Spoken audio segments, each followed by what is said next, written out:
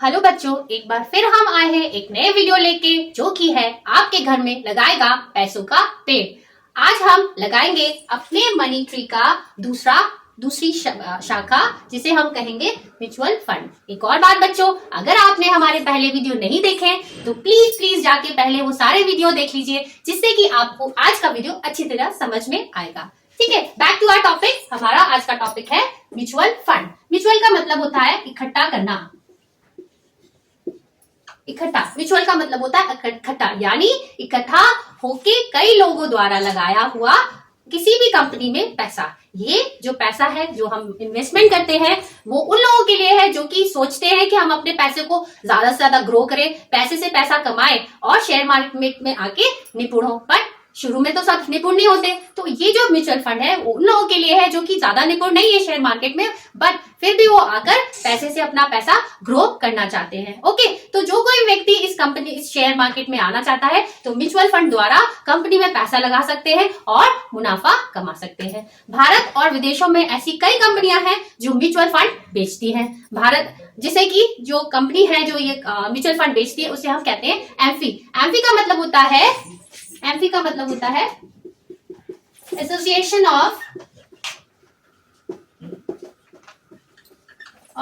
Mutual fund.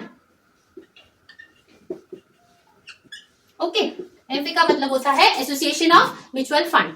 यहाँ पर ये जो म्यूचुअल फंड बेचने वाली कंपनी है, ये इन सब सारे मिलकर इसमें 2500 से ज्यादा के शेयर्स या हम कह सकते हैं म्यूचुअल फंड बेचते हैं। ठीक है, भारत में 31% लोग यहाँ पर म्यूचुअल फंड के साथ निवेश करते हैं और ज्यादातर जो म्यूचुअल फंड्स होते हैं वो म्यूचुअल फंड इक्विटी होते हैं, डेब्ट्स होते हैं, या हम इन दोनों में एक साथ पैसा निवेश कर सकते हैं। सभी म्यूचुअल फंड्स को भारत का एक डिपार्टमेंट है सेबी।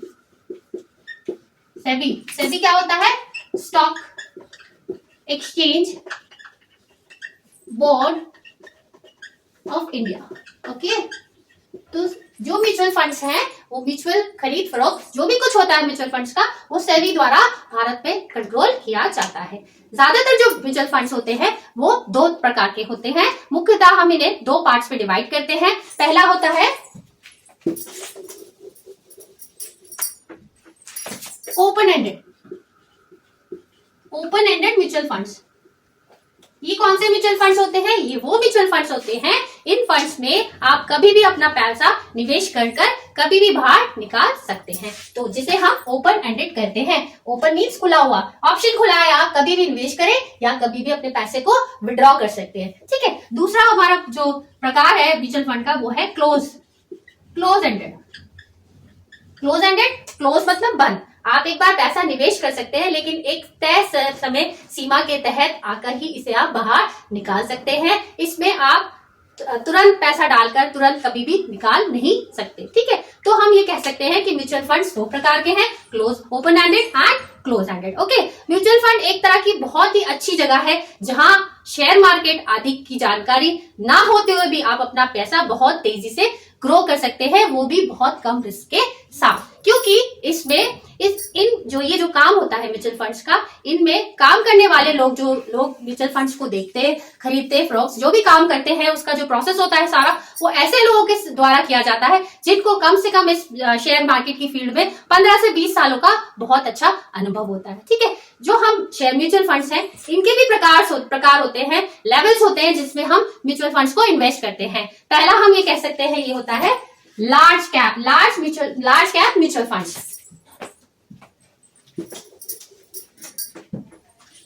पहला है लार्ज कैप म्यूचुअल फंड।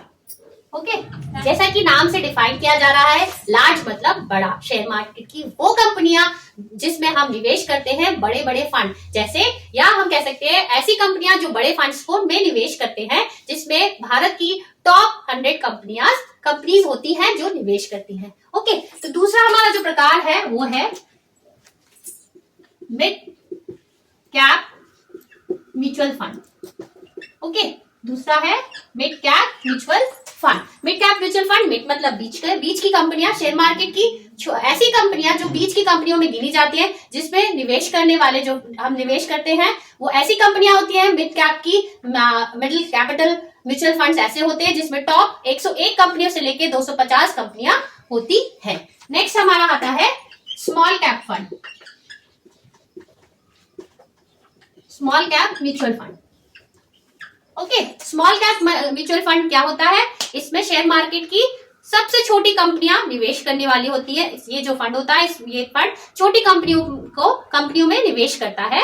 जैसे कि जो भारत की 251 से नीचे जो कंपनियां आती हैं, उनमें ये जो कंपनियां हैं वो स्मॉल म्यूचुअल फंड में निवेश करती है। ठीक है, नेक्स्ट हमारा जो फंड है वो है index fund.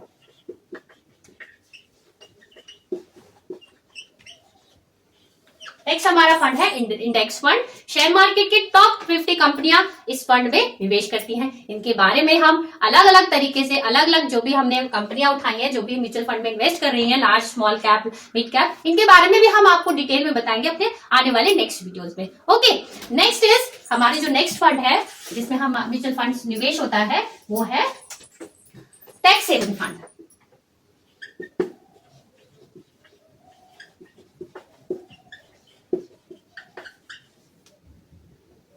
Next is tax saving fund. Tax को बचाने वाला फंड है एक प्रकार का, जिससे कि हम हमारा जो पैसा है टैक्स में जो जाता है उसको हम काफी हद तक बचा सकते हैं। ओके, तो ये है टैक्स को बचाने वाला फंड, जैसे कि नाम बताता है, कह रहा है टैक्स सेविंग फंड। इन्हें ELSS भी कहते हैं, ELSS भी कहते हैं, equity link saving schemes. Okay, इनमें 3 सालों का पैसा, इसमें जो अगर हम एक बार इन्वेस्ट करते हैं तो हम कम से कम 3 साल तक के लिए अपने पैसे को भूल जाते हैं। आप 3 साल तक इसमें निवेश किया हुआ पैसे को नहीं निकाल सकते। नेक्स्ट हमारा जो फंड आता है वो है sector specific fund.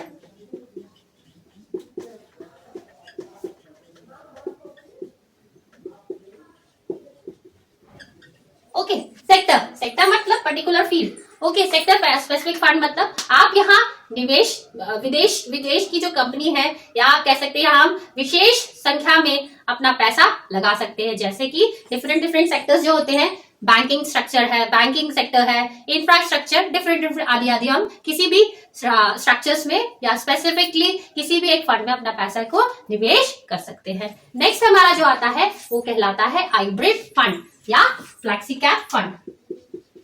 Hybrid fund या फ्लेक्सी कैप फंड। फ्लेक्सी का मतलब होता है लचीला। ठीक है, यहाँ पर पैसा छोटी बड़ी सभी कंपनी में हम निवेश कर सकते हैं। इसमें काफी फ्लेक्सिबिलिटी होती है। इसको भी मैं आपको डिटेल में अपने नेक्स्ट वीडियो में समझाऊंगी। जो हमारा 8वां जो फंड है वो है गिल्ट फंड। बच्चों, अभी मैं आपको बहुत छोटी छोटी नॉलेज दे रही हूँ इन फंड्स के बारे में, बट आने वाले अपने वीडियोस में मैं आपको इन फंड्स के बारे में डिटेल में समझाऊंगी, जिससे कि अगर आपका कोई डाउट भी हो तो आप उसे हमसे डिस्कस कर सकें। ओके, तो नेक्स्ट हमारा जो है गिल्ट फंड। ये जो फंड है वो हमारी जो सरकारी सिक्योरिटीज होती है, जो गवर्नमेंट सिक्योरिटीज होती है, उनमें हम निवेश करते हैं। ओके, नेक्स्ट हमारा जो फंड आता है वो आता है फंड ऑफ फंड।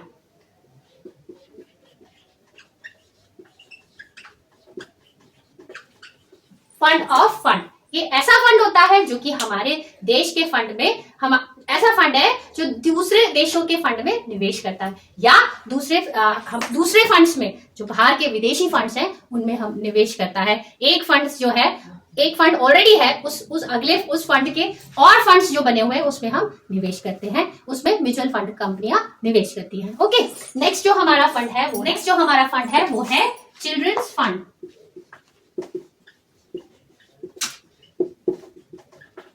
अब चिल्ड्रंस फंड्स क्या होता है? ये फंड वो फंड होता है जिसमें कि 18 इयर्स तक के जो बच्चे हैं, वो जब तक हम 18 साल के नहीं हो सकते होते तब तक हम इस पे निवेश कर सकते हैं। कैसे, कहाँ, किस फंड में हम निवेश कर सकते हैं, ये भी मैं आपको अपने आगामी वीडियोस में बताऊंगी। ठीक है, नेक्स्ट हमारा जो फंड है वो है डेब्ट फंड। डेब्ट फंड क्या होता है? ये ऐसे फंड होते हैं जो कि बॉन्ड्स, डिबेंचर्स या गवर्नमेंट सिक्योरिटीज जो होती है, सरकारी सिक्योरिटीज होती है, उसमें निवेश करते हैं। हमारा 12वां फंड वो है पेंशन फंड।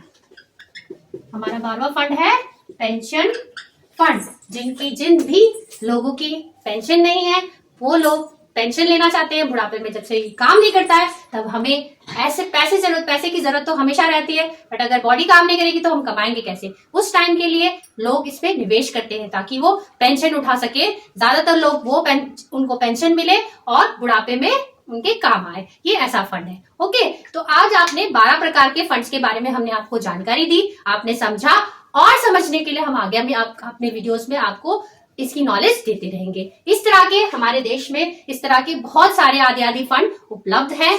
आपको कम या ज्यादा, जितना ज्यादा आप लाभ लेना चाहते हैं उस हिसाब से आप म्यूचुअल फंड्स में निवेश कर सकते हैं, म्यूचुअल फंड ले सकते हैं। आगे भी हम आपको म्यूचुअल फंड्स के बारे में काफी सारी जानकारी देते रहेंगे। आपको अगर कोई भी क्वेरी है, कुछ भी आप इसके बारे में फर्दर जानना चाहते हैं तो आप मुझे कॉन्टैक्ट कर सकते हैं। नीचे दिए हुए डिस्क्रिप्शन में लिंक्स में आप हमारे आने वाले वीडियोस को भी जरूर देखें, जिससे और अपने दोस्तों के साथ हमारा वीडियो शेयर जरूर करें। So please like, share and subscribe. Okay दोस्तों, मैं आपसे फिर मिलूंगी अपने अगले वीडियो के साथ। तब तक के लिए धन्यवाद।